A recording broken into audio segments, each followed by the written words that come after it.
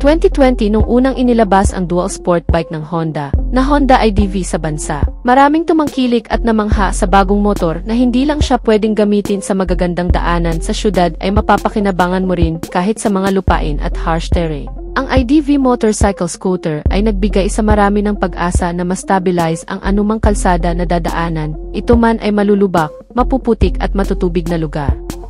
Mula noon ay marami nang ginawang update sa Honda IDV. Mula sa external specs at performance, nagkaroon pa ng mas matatandang klase. Kaya naman kung isa ka sa mga naghihintay ng bagong update nito ngayon, ay mas maiging malaman mo muna ang mga panibagong updates sa iba pang mga modelo nito ngayon, na baka ito na rin ang mailagay sa bagong Honda IDV 160 na ilalabas ngayon.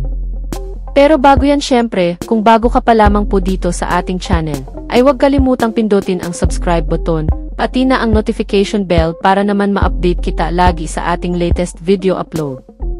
Naging popular sa marami ang natatanging disenyo ng isang makapangyarihang dual sport bike na Honda IDV sa Pilipinas na 160cc, ngunit iba pa rin daw ang dating ng isang motor na may mas mataas ang capacity. Gaya na lamang ng Honda IDV 350 at ng Honda IDV 750cc na tatalakayin natin ngayon.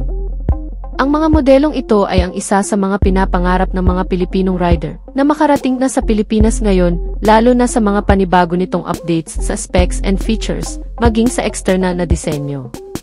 Unahin muna natin ang Honda IDV 350 dahil sa angkin nitong makabagong katangian, malakas na makina na may kumpiyansa sa kahit saan mang terrain at malulubak. Ang bagong-bagong Honda na IDV 350 2025 model ay mas pinabongga sa bago nitong update ngayon. Meron itong makabagong features gaya ng connectivity, magandang functionality, mga safety and security, at talagang mas maporma din naman ang windscreen protector kasama ang mga bulking hitsura. Dala ng mga cover na garnish fairings na bumabalot sa buong body frame at chassis nito.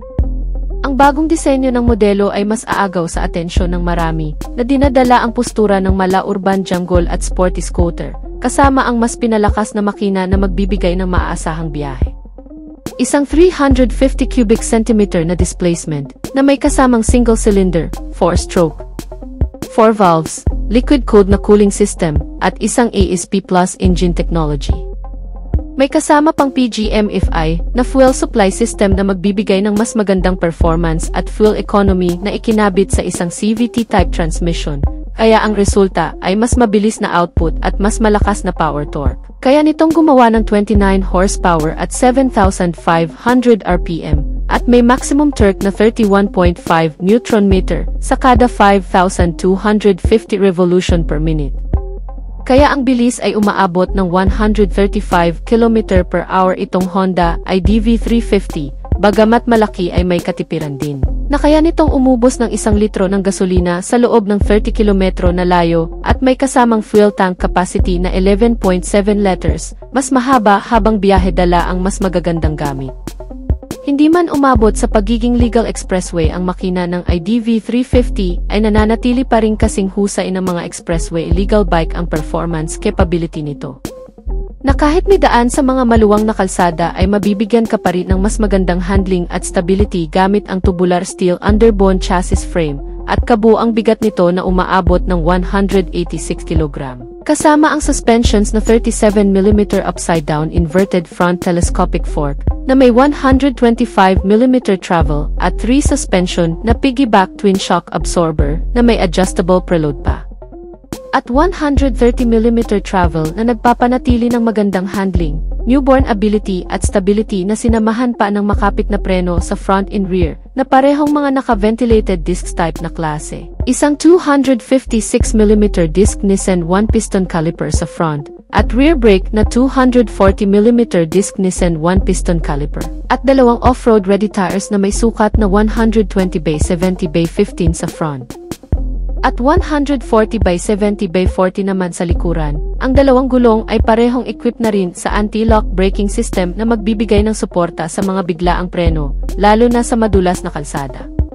Nilagyan din ito ng traction control system na magpapabagal ng wheel speed sa panahon ng acceleration na pumipigil sa pagkawala ng traksyon na nagpapanatili rin ng magandang kontrol ng rider sa oras na maidaan sa malulubak at madudulas na kondisyon.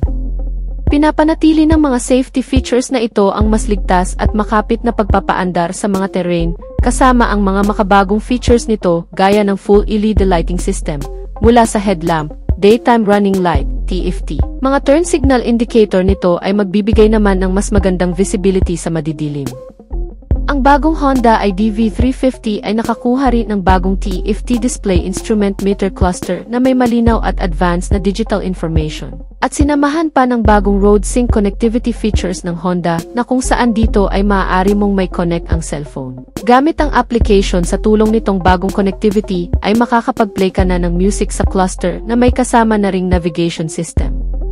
Kaya mas naging convenient hindi lang sa milyahe, orasan, odometer, at iba pang sign na makikita mo rito, kasama na rin syempre ang menu at maintenance recommendation nito.